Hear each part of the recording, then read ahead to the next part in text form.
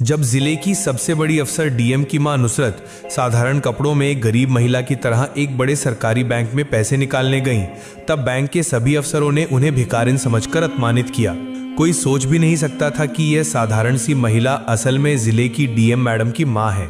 सभी ने उन्हें तिरस्कार की नजरों से देखा और सोचने लगे कि ऐसी औरत इतने बड़े बैंक में क्या करने आई है। इसी बीच वो महिला धीरे धीरे काउंटर की ओर बढ़ने लगी। काउंटर पर कल्पना नाम की एक सुरक्षा गार्ड बैठी थी। वो बुजुर्ग महिला कल्पना से बोली, बेटी मुझे बैंक से पैसे निकालने हैं, ये रहा चेक। कल्पना ने चेक देखे बिना ही महिला को कहना शुरू कर दिया, तुम्हारी इतनी हिम्मत कैसे हुई बैंक आने की? ये बैंक तुम्हारे जैसे लोगों के लिए नहीं है। भिखारिन, यहाँ क्यों आई हो? ये बैंक बड़े लोगों का है, यहाँ बड़े बड़े लोगों के अकाउंट है। तुम्हारे जैसी औरत की तो ऐसे बैंक में खाता खुलवाने की औकात ही नहीं है। निकल जाओ यहाँ से, नहीं तो मारकर भगा दूंगी। महिला बोली, बेटी तुम पहले चेक तो देखो, मुझे 5 लाख रुपए नकद निकालने हैं। ये सुनते ही कल्पना गुस्से से आग बबूला हो गई। ये कोई मजाक करने की जगह है क्या? क्या सोच रही हो तुम जो कहोगी मैं मान लूंगी। तुम्हारे जैसी औरत की इतनी औकात ही नहीं। और क्या कहा, 5 लाख? जिंदगी में कभी इतने पैसे देखे हैं? जल्दी से यहाँ से निकल जाओ, नहीं तो धक्का मारकर बाहर फेंक दूंगी। ठीक उसी समय बैंक मैनेजर अपने केबिन से बाहर झांकते हुए बोले, कौन इतना हंगामा कर रहा है? कल्पना तुरंत बोली, कोई भिखारिन औरत है सर, जा नहीं रही है।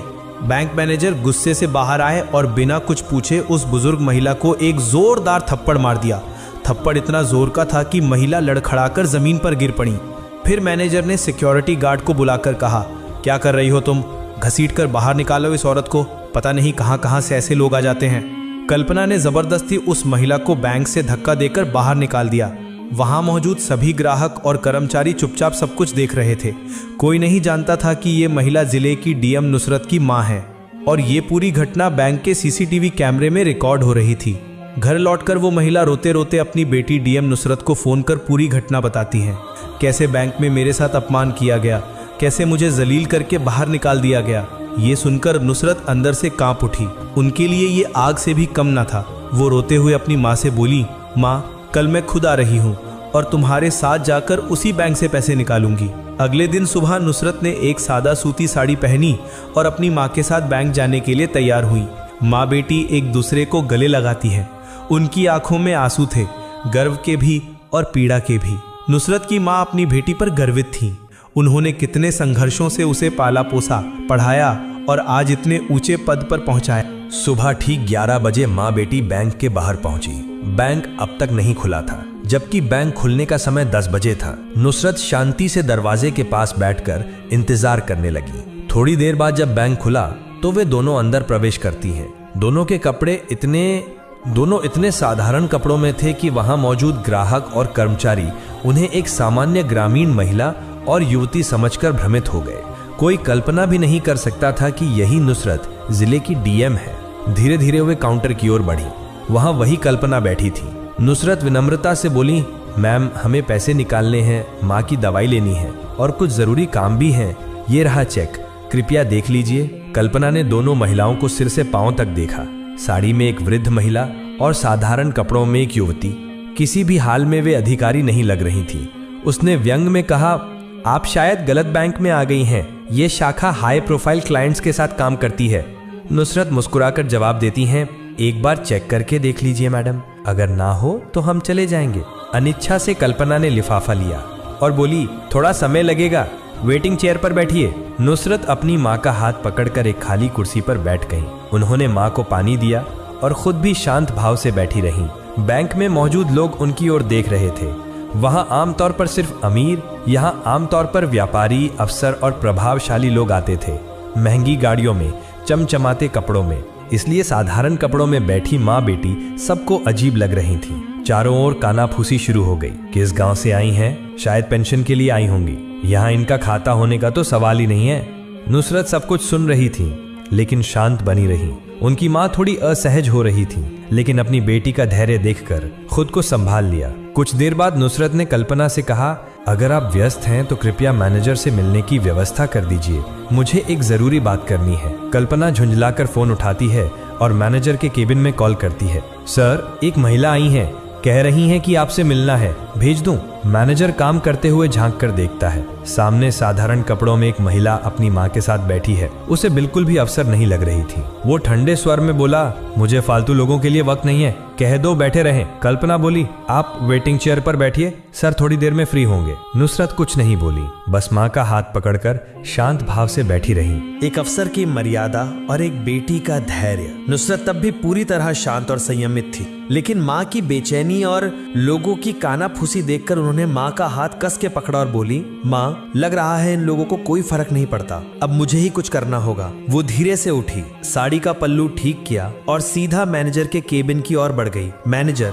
जो अब तक कांच के पीछे से उन पर नजर रखे हुए था, घबरा गया। वो जल्दी से बाहर आया और नुसरत का रास्ता रोककर बोला, हाँ बोलिए, क्या काम है? नुसरत ने वो लिफाफा आगे बढ़ाकर कहा, मुझे पैसे निकालने हैं, माँ की दवाई लेनी है और भी बहुत काम है। ये रहा चेक, देख लीजिए। मैनेजर ने लिफाफा लिए बिना ही झुंझला कर कहा, जब अकाउंट में पैसे ही नहीं होते तो ट्रांजैक्शन कैसे होगा? तुम्हें देखकर तो नहीं लगता कि तुम्हारे खाते में पैसे होंगे? बड़ी आई हो पैसे निकालने। नुसरत अब भी बेहद शांत स्वर में बोली, अगर आप एक बार चेक करके देख लेते तो बेहतर होता, इस तरह अंदाजा लगाना ठीक नहीं। मैनेजर अब खुलकर हंसने लगा, भाई साहब, मेरे पास इतनी अनुभव है कि चेहरे देखकर ही समझ जाता हूँ कि किसके पास क्या है। रोज ही तुम्हारे जैसे लोग आते हैं, तुम्हारे खाते में कुछ होगा? मुझे तो नहीं लगता। अब और भीड़ मत करो, देखो सब तुम्हें ही देख रहे हैं, माहौल खराब हो रहा है। अच्छा होगा अगर तुम अभी चली जाओ। नुसरत का चेहरा अब भी स्थिर था, लेकिन उसकी आंखों में एक अलग चमक आ गई थी। जहां पहले शांति थी, अब वहां कठोरता उतर आई थी। उन्होंने बिना कुछ कहे लिफाफा मेज पर रख दिया और शांत स्वर में बोली, ठीक है, जा रही हूँ, लेकिन एक अनुरोध है, इस लिफाफे में जो जानकारी है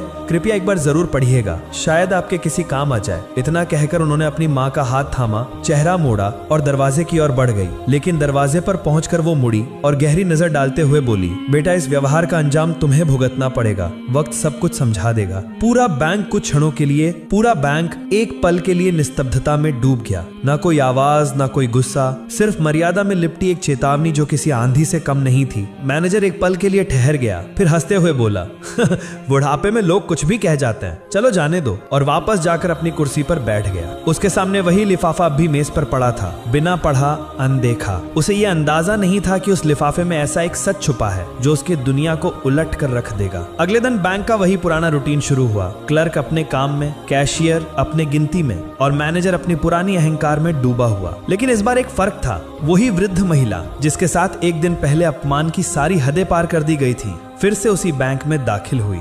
मगर इस बार वो अकेली नहीं थी। उनके साथ था एक तेज तर्रार अफसर जो सूट बूट में चमक रहा था। उसके हाथ में था एक चमचमाता ब्रीफकेस। उनके प्रवेश के साथ ही पूरा बैंक उसी दिशा में देखने लगा। महिला किसी को कुछ कहे बिना सीधे मैनेजर के केबिन की ओर बढ़ी। मैनेजर उन्हें पहले पहचान नहीं पाया, लेकिन जैसे जैसे वो करीब आईं, उनका चेहरा साफ होता गया। वही महिला जिसकी फाइल उसने कल लौटा दी थी, जिसकी साड़ी पर वो हंसा था, जिससे कहा था तुम जैसे ग्राहक नहीं चाहिए, और जिसे उसने बाहर निकाल दिया था। अब उसके चेहरे पर डर की परछाई उभरने लगी।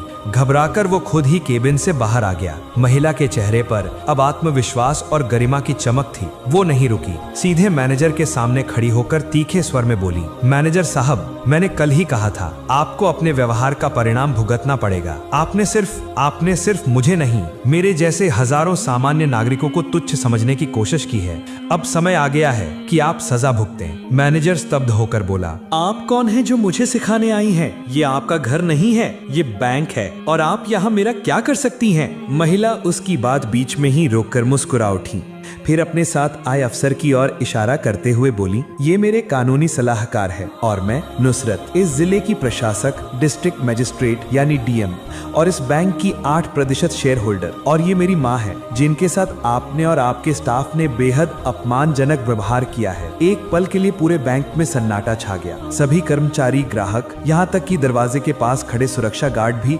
हैरान रह गए। मैनेजर के चेहरे का रंग उड़ गया। वो कुछ कह पाता इससे पहले ही नुसरत फिर बोली, तुम्हें तुरंत बैंक मैनेजर के पद से हटाया जा रहा है। अब तुम्हारी पोस्टिंग फील्ड में होगी, जहां तुम्हें हर दिन सामान्य जनता से मिलकर रिपोर्ट बनानी होगी। नुसरत ने ब्रीफकेस खोला और उसमें से 2 दस्तावेज निकालकर सामने रख दिए। पहला था मैनेजर का ट्रांसफर ऑर्डर, दूसरा कारण बताओ नोटिस, जिसमें लिखा था कि उसका व्यवहार बैंक की नीति के खिलाफ पाया गया है।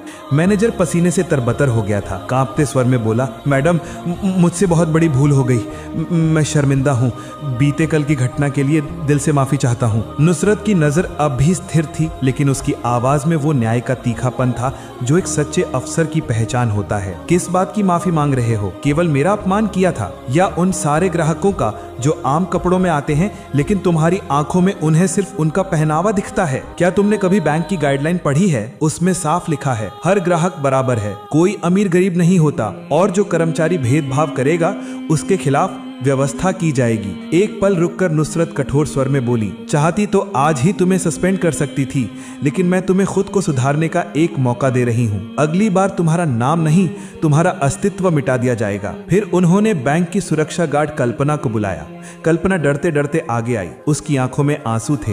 कांपते हाथों से बोली, मैडम मुझे माफ कर दीजिए, मुझसे बहुत बड़ी गलती हो गई, अब से किसी को भी ऐसे नहीं आंकूंगी। नुसरत ने उसकी तरफ देखा और कहा, कभी भी किसी को उसके कपड़ों से छोटा मत समझो। आज जो सीख मिली है उसे सारी जिंदगी याद रखना। पूरा बैंक स्टाफ उस समय झुके सिर के साथ खड़ा था। नुसरत ने सबकी ओर देखकर कहा, रास्ता चाल ढाल से नहीं, सोच से तय होता है कि इंसान कितना बड़ा है। जो मानवता को समझता है वही सच्चा अधिकारी है। इतना कहकर नुसरत अपनी माँ के साथ बैंक से बाहर निकल गई। बैंक में कुछ क्षणों के लिए गहरा सन्नाटा छा गया। फिर एक एक करके सबने एक दूसरे की ओर देखा। हर किसी की सोच बदल चुकी थी। उस दिन के बाद से बैंक का माहौल पूरी तरह से बदल गया। अब हर ग्राहक को सम्मान से देखा जाने लगा। किसी की साड़ी देखकर उसे गरीब नहीं कहा गया और हर मन में एक बात बैठ गई, कभी किसी आम इंसान को तुच्छ मत समझो। शायद अगली बार वही इंसान तुम्हारे सामने खास बनकर खड़ा हो। दोस्तों, इस कहानी से हमें एक बहुत बड़ी सीख मिलती है। हमारे देश में अक्सर लोग